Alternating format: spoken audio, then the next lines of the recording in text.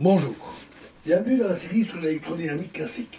Donc nous étions dans la méthode des éléments finis et on avait parlé de du découpage du domaine en triangle. Alors chaque élément triangulaire est supposé suffisamment petit pour que la variable concernée y varie relativement peu et puisse être approximée par une forme linéaire dépendant de chaque direction. Donc on a le triangle,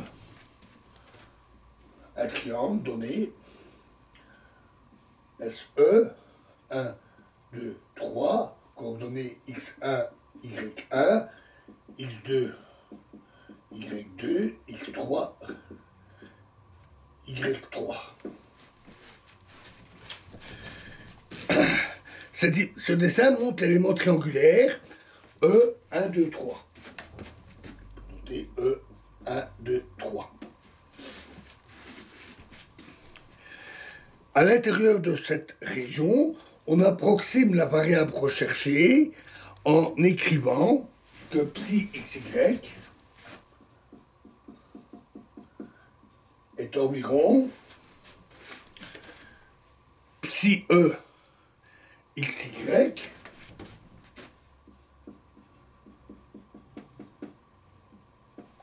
égale à A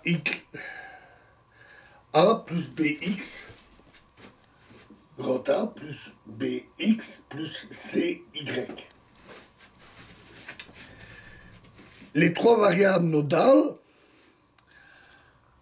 psi1, psi2 et psi3, déterminent les coefficients A, B et C.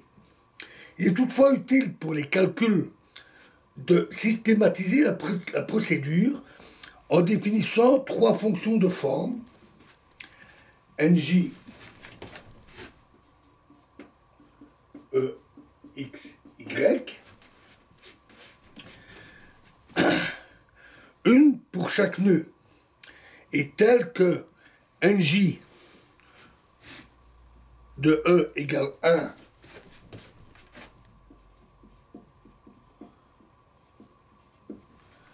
pour X égale à XJ, Y égale YJ, donc un des trois nœuds. Et NJ de E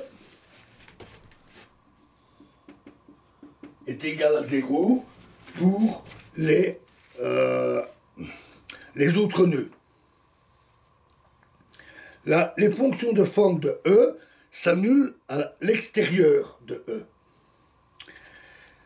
Considérons NE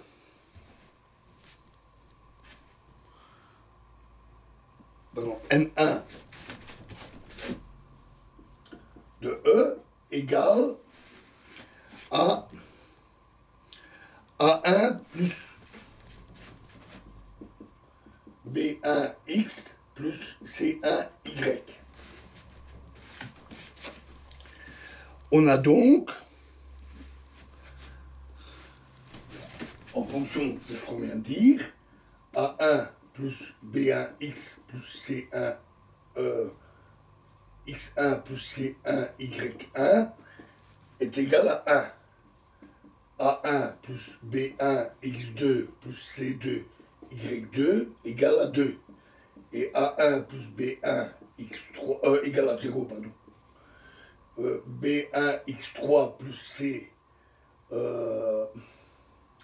C1 y3 égale 0.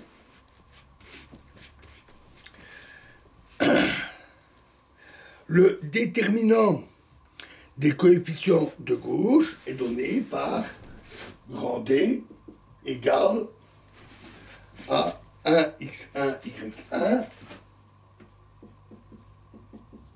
1x2 y2, 1x3 y3, et il est égal à x2 moins x1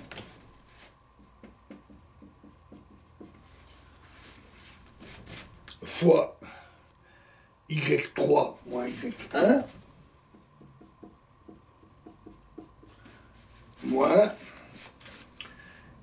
x3 moins x1 fois y2 moins y1. Ce déterminant est invariant par rotation du triangle. En fait, on peut montrer assez facilement que D égale 2 SE, où SE est l'aire du triangle. Les coefficients A1, B1, C1 sont donc A1 égale 1 sur 2 SE fois X2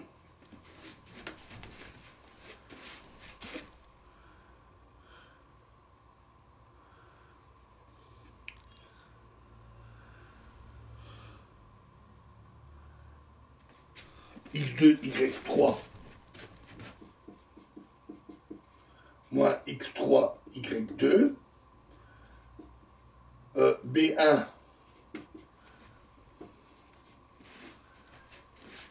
est égal à 1 sur 2 SE Y2 moins Y3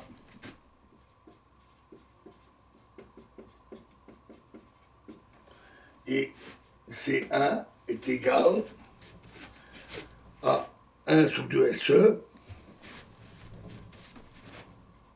moins 1 sur 2 SE fois X2 moins X3.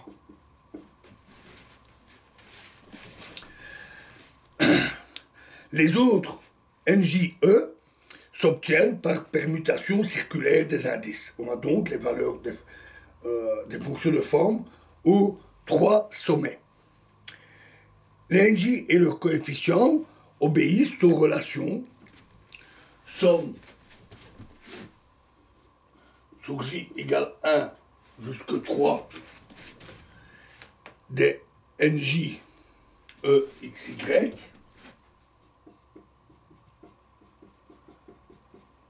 égale 1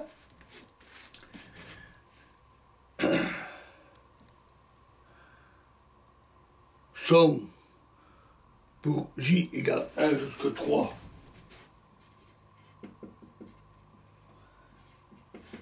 des AJ est égal à 1 somme de I égale 1 jusqu'à 3 des BJ égale 0 et somme de 1 jusqu'à 3 des CJ égale 0. Enfin, AJ plus BJ XE plus CJ YE est égal à 1 tiers.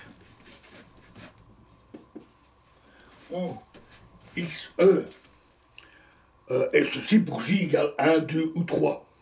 Et où les grandeurs XE sont X1 plus X2 plus X3 sur 3 et YE égale Y1 plus Y2 plus Y3 sur 3. Ce sont les coordonnées du centre de gravité de l'élément triangulaire E. Les fonctions de forme des éléments triangulaires étant linéairement indépendants, on peut les utiliser dans la méthode de Galerkin pour développer la solution recherchée. On a donc psi XY environ égal à somme sur FI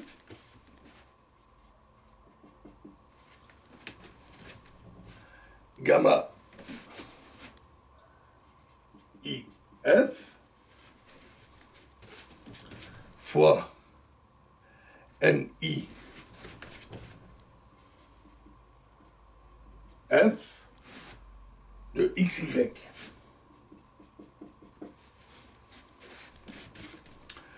où la somme porte sur tous les triangles F et sur les sommets de chaque triangle. Les constantes gamma et F sont les valeurs de psi au sommet des triangles. Notons que la notation est redondante parce que les triangles adjacents ont des sommets communs. Et donc on y retrouve les mêmes valeurs. Notez qu'en dépit de passage d'un ensemble de fonctions de forme à un autre, lorsque le point xy passe d'un triangle à un triangle adjacent, la fonction définie par le membre de droite de cette relation est continue.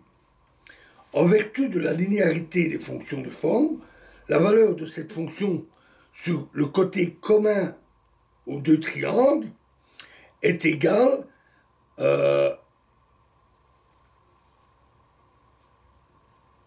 dans les deux représentations, permettant à la fonction d'être continue et d'identifier les variables sur le même sommet. Ils ont la même moyenne pondérée des valeurs à chaque extrémité du côté. Et ils ne contiennent aucune contribution des facteurs de forme correspondant aux sommets qui ne sont pas en commun. Voilà, et nous verrons la suite dans la prochaine vidéo. Je vous remercie.